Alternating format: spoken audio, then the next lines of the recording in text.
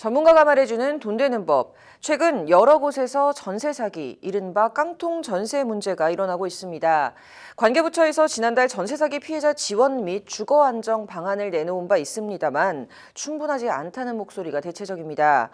이번 주 전세 사기 어떻게 예방하면 좋을지, 만약에 전세 사기를 당했다면 구제 체계는 어떤 게 있는지 구체적인 얘기 해보도록 하겠습니다. 변호사님 어서 오십시오. 세무사님 어서 오세요. 네, 안녕하세요. 자, 본론에 들어가기에 앞서서 전세 사기가 어떻게 일어나는지 아직 좀 정확히 알지 못하시는 시청자분들도 많이 계실 것 같습니다. 세무사님께서 먼저 설명 간단하게 해주시죠. 네, 주로 연립이나 다세대 주택처럼 일어나는 사기의 한 형태다라고 말씀 좀 드릴 수가 있겠는데요. 아무래도 이러한 부동산은 아파트처럼 매매가 자주 일어난다든지 아니면 세대가 많지 않기 때문에 정확하게 시세가 얼마인지, 즉 가격이 얼마인지 파악하기가 굉장히 어렵습니다. 그래서 공인중개사나 감정평가사가 둘이서 짜고 실제 시세보다 높은 가격에 이제 전세 계약을 맺은 다음에 그 주택을 담보로 돈을 빌리고 계속해서 주택을 사는 형태의 갭 투자를 말씀을 드리는 건데요. 이것은 최근에 이제 부동산 가격 하락과 맞물리게 되면서 이 주택들이 이제 줄줄이 경매로 넘어가게 되면서 세입자들이 받아야 될 전세 보증금을 돌려받지 못하면서 이제 전세 사기다, 이게 사회적인 문제가 되고 있습니다. 네, 이 밖에도 여러 수법이 있는데요. 이 부분은 정부의 대책을 보면서 좀 자세히 알아보도록 하겠습니다. 자, 문제가 심각해지자 지난달에 관계부처에서 대책을 발표했는데요. 변호사님, 이 대책 내용 무엇이죠? 네, 절박한 상황에 이제 처한 전세 사기 피해자의 실질적 주거 안정을 위해서 이제 범부처 차원에서 종합적인 지원 방안을 마련하고, 주요 내용을 이제 한시 특별법인 이제 전세 사기 피해자 지원 및 주거 안정에 관한 특별법을 이제 제정하겠다라고 하였는데요. 먼저 특별법 이제 지원 대상은 대항력을 갖추고 확정 일자가 있는 임차인, 그리고 그 주택에 대한 경공매가 이제 또 진행이 돼야 됩니다. 그리고 면적, 보증금 등을 고려한 서민 임시주택, 서민 임차주택 죄송합니다.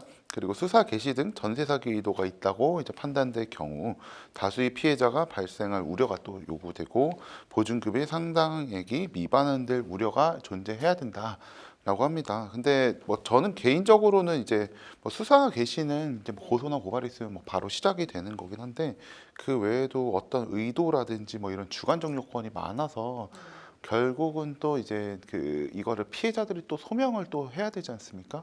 그런 차원에서는 이제 또 제도 원활하게 움직일 수 있을까, 이런 생각도 좀 들긴 합니다. 네. 자, 그런데 이런 지원 대상 요건에 대해서 바로 피해자 배제법, 피해자 좀 감별법이 아니냐라는 좀 비판도 나옵니다. 너무 좀 기준이 까다롭고 모호하다는 얘기가 나오는데요. 네, 맞습니다. 먼저 확정 일자를 갖춘 임차인이 피해자 중에 얼마가 되겠느냐라는 부분이 좀 문제가 됐고요. 또 확정 일자를 받았다 하더라도 임대차 계약서상 확정 일자의 효력은 전입일의 다음 날 발생을 하게 되어 있는데, 전입한 당일날 집주인이 바뀌면서 거기에 대해서 바로 그냥 대출을 해버리고 근저당을 설정을 하게 된다 한다면 세입자는 최우선 변제에서 다양스럽게 밀리게 되어 있습니다. 이러한 수법이 사기를 당한 피해자들을 구제해주기 어렵다라는 부분이 핵심적인 부분인데요. 그래서 이번 달 1일 이제 국토부에서도 특별법 수정안을 내놓을 때 대항력, 즉 확정 일자를 갖추지 못했더라도 임차권 등기를 맞춘 경우에는 지원 대상에 포함되도록 좀 바뀌도록 얘기가 좀 나오고 있습니다. 그런데 애초에 사기를 당했으면 좀 그런 요건을 갖추기가 힘들다는 뜻으로 좀 이해가 되는데요. 다른 요건들도 좀 수정이 있었죠? 네, 임차주택에 대한 이제 경공매가 개시되기 전은 좀 너무 이제 늦다는 비판이 나와서 임차인이 파산 또는 회생 절차가 개시되는 경우로 이제 변경이 좀 되었고요. 서민 임차주택의 요건도 면적 기준이 사라지고 보증금이 3억 원 이하로 이게 수정되었습니다. 다만 이제 전세 사기 피해자 지원위원회에서 150% 범위 내에서 이제 조정할 수 있도록 하였는데요. 사실상 이제 4억 5천만 원까지 인정된다는 뜻입니다. 경찰이 수사 개시, 이것도 너무 늦을 수도 있고요. 임차인의 기망, 바지 사장에 대한 명의 이전 등이 또 추가됐습니다. 다수의 피해자 요건도 이제 삭제가 됐습니다. 보증금 상당액도 모호할 수 있어서 전부 또는 일부로 바뀌어서 사실상 그 요건이 없어졌습니다. 네, 좀 들어보면 상당히 완화가 된 것 같습니다. 자, 세무사님, 그럼 이 피해자들에 대한 구체적인 방안, 좀 구제책들 어떤 것들이 있을까요?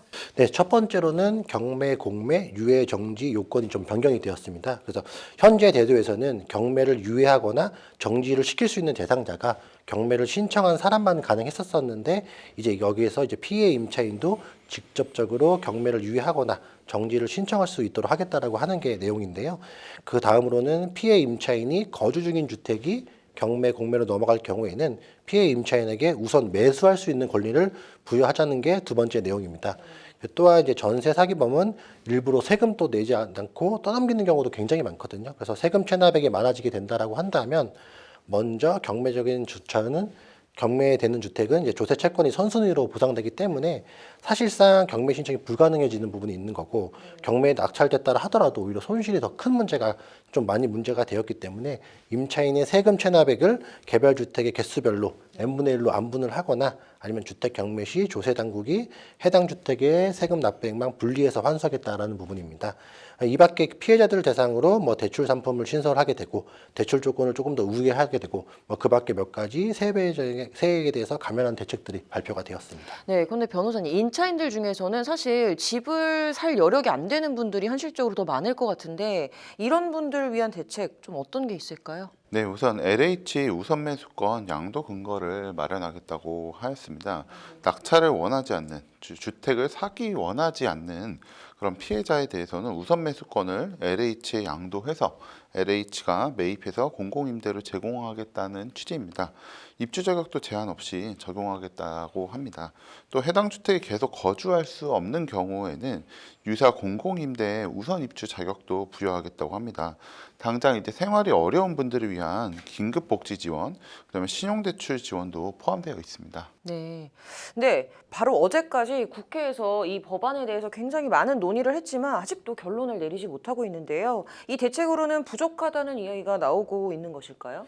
네, 아무래도 거기에 대해서 좀 안타까운 부분이 많은데 여당이 제시한 우선 매수권이나 앞서 말씀드린 LH의 매입을 통해서 임대도 원하지 않는 피해자들도 있기 때문에 그런데요. 이들에 대한 전세 대출, 장기 뭐 분할 상환 아니면 추가적인 전세 자금 대출일 등도 필요하다고 저희도 판단을 좀 하고 있고요. 다른 한편으로는 애초에 피해자들은 대출 여력이 부족해서 전세 사기 피해 대상이 된 것이기 때문에 추가 제치를 통한 것들을 하더라도 실효성이 있는가에 대한 부분도 좀 문제시 되고 있습니다. 네. 변호사님, 야당에서도 수정안을 내놨는데요. 이거 어떤 내용입니까?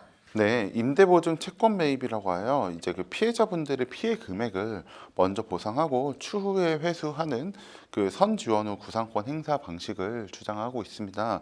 하지만 여당에서는 이제 세금으로 직접 지원해서는 좀 안 되지 않겠냐라고 하고 있습니다. 어쨌거나 이제 전세 계약은 이제 4인 간의 이제 계약인데 세금으로 이제 보상하는 방법은 국민적 합의가 좀 필요하다라는 의견인 거죠. 보이스피싱을 비롯한 이제 다른 피해와의 형평성 측면도 고려해야 된다. 뭐 이런 입장으로 보이고 있습니다. 네, 좀 아직 여야 간의 대책 차이가 합의점을 찾지 못하고 있는 상황인 것 같습니다. 자, 그렇다면 다시 좀 이런 사태가 벌어지지 않도록 좀 할 수 있는 예방책 어떤 게 있을까요? 네, 저 허그 즉 저희가 주택도시보증공사라고 말을 하는데 거기서 발행하는 이제 보증보험을 가입을 할 때도 제대로 체크하지 않았다라고 한다는 지적도 나오고 있습니다. 그래서 이 절차를 강화하는 게 아무래도 예방을 하기 위한 첫 번째 대책이라고 저희도 생각을 하고 있고요. 정부에서도 지난 2월 전세 사기를 근절하기 위해 내놓은 서비스 제도가 있습니다. 그래서 안심 전세 앱이라는 제도인데 빌라나 연립주택의 시세와 적정 전세 보증금 등을 알려주게 되는 이제 앱을 좀 개발을 했거든요. 하지만 아직 그 시세 정보가 제공되지 않은 주택의 수가 워낙 많고 집주인에 대한 정보도 바로 확인할 수 없거나 아니면 시세가 정확하지 않다든지 아무래도 조금 더 아쉬운 부분이 좀 많이 나와 있어서 이런 것들도 보완이 좀 시급이 필요하다라고 생각을 하고 있고 또 전세 사기의 공범 역할을 해왔던 뭐 일부의 공인중개사들인가 아니면 뭐 감정평가사들의 도덕적 해이에 대한 처벌도 강화하는 방법도 뭐 구제책이자 예방책의 일부라고 말씀 좀 드릴 수가 있겠고요. 마지막으로 임대인이 전세 반환 보증보험에 의무적으로 좀 가입하도록 제도를 하고 대출 실행 시에 평가 절차를 좀 까다롭게 하면서 대출기관에서 손해책을 묻는 제도 개정들도 특별한 법안 안에 포함되어 있다라고 설명드릴 수가 있겠습니다. 자, 좀 지금 나온 제도적인 예방책 외에도 임대인이 내 전세금으로 무엇 할지 모른다라는 좀 임차인들의 이 불안감도 해소가 되면 좋겠다라는 생각이 좀 드는데요. 변호사님, 이것에 관한 방안은 좀 어떤 게 있을까요? 네, 전세 제도가 문제가 많지만 또 임차인 입장에서는 목돈을 좀 모으기 좋아서 선호하는 제도이기도 합니다. 반대로 이제 임대인은 안정적인 수입을 기대할 수 있는 그 월세를 또 선호하는 경우들도 있는데요. 그런 아이디어가 이제 전세 보증금을 이제 펀드에 다 모아가지고서 운용을 해서 거기서 나는 수익을 임대인한테 제공하는 뭐 이런 방식으로 이렇게 제도를 운영하면 좋겠다라고 해서 뭐 해당 사업으로 이제 뭐 샌드박스 신청도 하고 뭐 이런 기업들이 많이 있는 것 같습니다. 그리고 이제 서구에서는 실제로 유사한 제도가 운영 중이기도 하고요. 그런데 이제 우리나라 이제 제도적 환경상 이제 이런 아이디어가 이제 샌드박스 등을 통하지 않고는 바로 이제 사업화되기 좀 어려운 점은 좀 아쉽다라고 할 수 있습니다. 네, 앞으로 내 소중한 전세 보증금 안심하고 무사히 잘 돌려받을 수 있도록 철저하고 꼼꼼한 대책이 나와야 할 것입니다. 이번 주 여기까지 듣도록 하겠습니다. 감사합니다.